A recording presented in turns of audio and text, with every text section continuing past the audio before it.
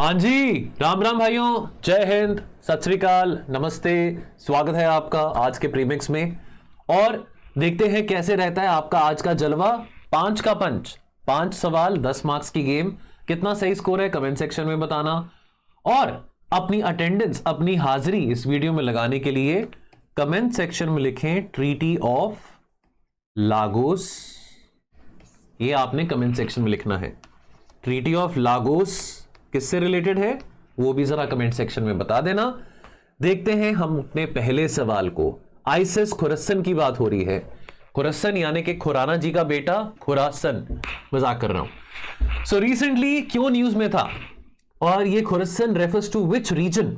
देखिए जरा चारों ऑप्शंस को देखिए। सही आंसर क्या है? Option C, Afghanistan, Iran, Pakistan, Turkmenistan. इन चारों देशों को स्पैन करता है रीजन ऑफ खुरसन। तो 22 मार्च की बात है, जस्ट अभी कुछ ही हफ्ते पहले की बात है। क्रोकस सिटी हॉल में, मॉस्को के क्रोकस सिटी हॉल में एक कंसर्ट हो रहा था जहां पे कुछ गनमैन आए और उन्होंने अंधाधुंध गोलाबारी करी और 140 से ज्यादा लोग मारे गए और 100 से ज्यादा लोग जख्मी हुए हैं। आइसिस खुरसन ने रिस्पॉन्सिबिलिटी ली है इस अटैक की। उन्होंने स्टेटमेंट सोशल मीडिया पे पोस्ट किया था। आइसिस खुरसन ये एक एफिलिएट ग्रुप है, a part of ISIS which emerged in the eastern part of Afghanistan in late 2014. तो खुरसन, this refers to the ancient caliphate in the region जो आज के टाइम पे इनकम पास करता है parts of Pakistan, Iran, Turkmenistan and Afghanistan. तो इसको याद रखने के लिए एक एक्रोनिम है पीता, PITA, ठीक है। खुरसन का मतलब है sunrise, land of the rising sun. तो ओरिजिनली ये नाम दिया गया था eastern province of the Persian empire during the time of the Sasanian period.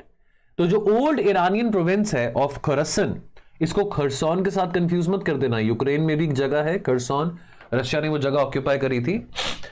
सो जो ओल्ड ईरानियन प्रोविंस है खुरसन का, रफली form the western half of the historical greater Khorasan. Now greater Khorasan में कौन सी कंट्रीज आती हैं? Region spanning across Pakistan, Iran, Afghanistan, Turkmenistan and along with Tajikistan and Uzbekistan. तो इसका एक्रोनिम याद रखने के लिए पीता तू या तू पीता, ठीक है। तो इसमें एक्स्ट्रा 2 कंट्रीज ऐड हो गई हैं, तजिकिस्तान और उज्बेकिस्तान में। ग्रेटर खुरसन की बात कर रहा हूं। क्वेश्चन में खुरसन पूछा गया था कि खुरसन रीजन कौन से कंट्रीज को स्पैन क्रॉस करता है, ठीक है। चलिए यहां पे मैप में देख सकते हैं ग्रेटर खुरसन। यू कैन सी कि ये जो 6 कंट्रीज हैं, Pakistan, Iran, Turkmenistan, Afghanistan, Tajikistan and Uzbekistan. तो एक्रोनिम से याद रहेगा, पीता तू इज ग्रेटर खुरसन, पीता PITA इज खुरसन, ठीक है। चलो, और ये खुरसन देख सकते हैं 4 कंट्रीज के अराउंड ये रीजन स्पैन कर रहा है। दोस्तों शुरू हो रहा है, कल सुबह से शुरू हो रहा है रैपिड रिवीजन प्रोग्राम, ठीक है। तो जल्द ही अपनी सीट बुक कर लें। अभी आपके पास एक मौका है डिस्काउंट कूपन लेने के लिए और बहुत कॉम्प्रिहेंसिवली सारे के सारे सब्जेक्ट्स के इंपॉर्टेंट टॉपिक्स आपके साथ अच्छे टाइम में इफेक्टिवली डिस्कस किए जाएंगे। आज ही टोल फ्री नंबर पे कॉल करें। चलिए, एगलेगा आइलैंड्स की बात हो रही है। Identify the incorrect statement. Question को ध्यान से पढ़ लो, पूछा क्या जा रहा है। 2 स्टेटमेंट्स दी गई हैं, आपको ऊपर से पता करनी है कौन सी इनमें से इनकरेक्ट है। 1 है, 2 है, सारी हैं, ये आपको बताना है। क्वेश्चन को देखो, नजर मारो, क्या सही आंसर है? दोनों ही इनकरेक्ट है। ईस्टर्न इंडियन ओशन में नहीं है एगलेगा आइलैंड्स, ये वेस्टर्न इंडियन ओशन में है।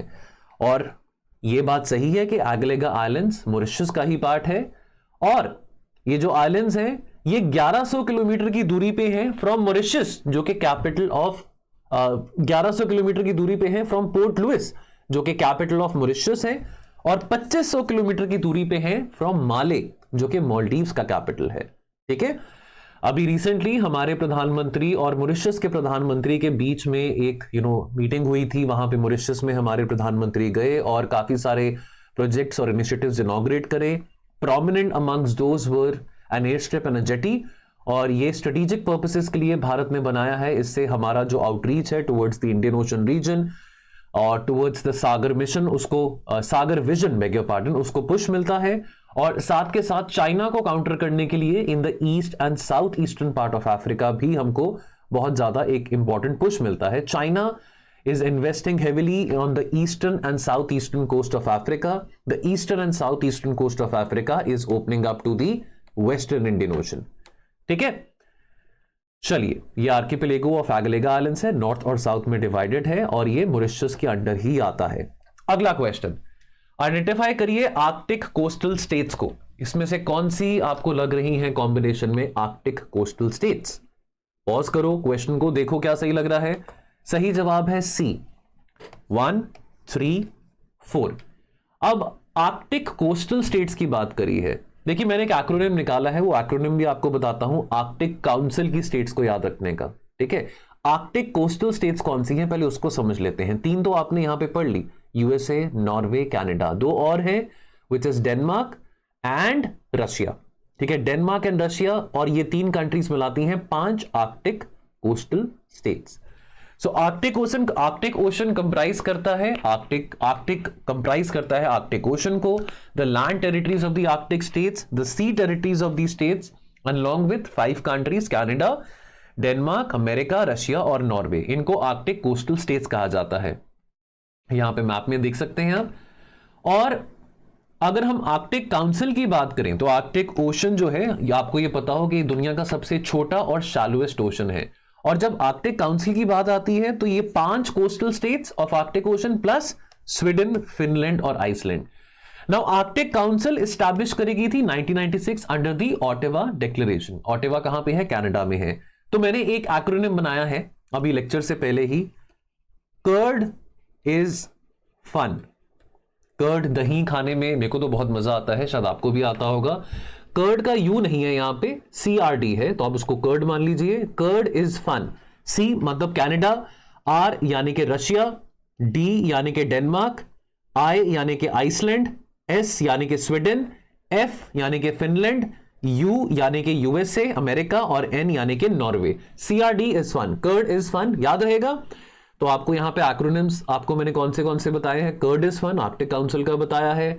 देन आपको पीता के बारे में बताया है, PITA, वो है आपका खोरसन रीजन, और पीता तू या तू पीता ग्रेटर खोरसन रीजन। तो कुछ एक्रोनिम्स यहां पे आपको बता रहा हूं, ये आपके काम आ सकते हैं एग्जाम में जब आपको याद करना होता है।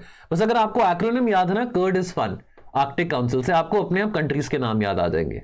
ठीक है, चलिए, आर्कटिक 5 यानी कि 5 आर्कटिक कोस्टल स्टेट्स। ये इस करके मैं टॉपिक्स करा रहा हूं यहां पे, बिकॉज ये ना अगर गलत हो जाए तो बाद में जाके बहुत पछतावा होता है, बहुत दुख होता है, क्योंकि इस तरह के क्वेश्चंस आ जाते हैं। IR में फैक्चुअल चीजें हैं, रट्टा काफी है, या तो आपको आता होगा या नहीं आता होगा, गेस वर्क की गुंजाइश IR में बहुत कम रहती है। अगला सवाल, तो with reference to secretary general of UN आपसे मैंने 3 स्टेटमेंट्स पूछी हैं, आपने ये पता करना है इनमें से कौन सी करेक्ट है। ठीक है, 3 स्टेटमेंट्स को देखिए, पॉज करिए, मैं अपना आगे बढ़ूंगा क्योंकि मैंने जल्दी वीडियो खत्म करना है, ज्यादा लंबा वीडियो नहीं बनाना है। सही आंसर है, सही जवाब है 1 और 2।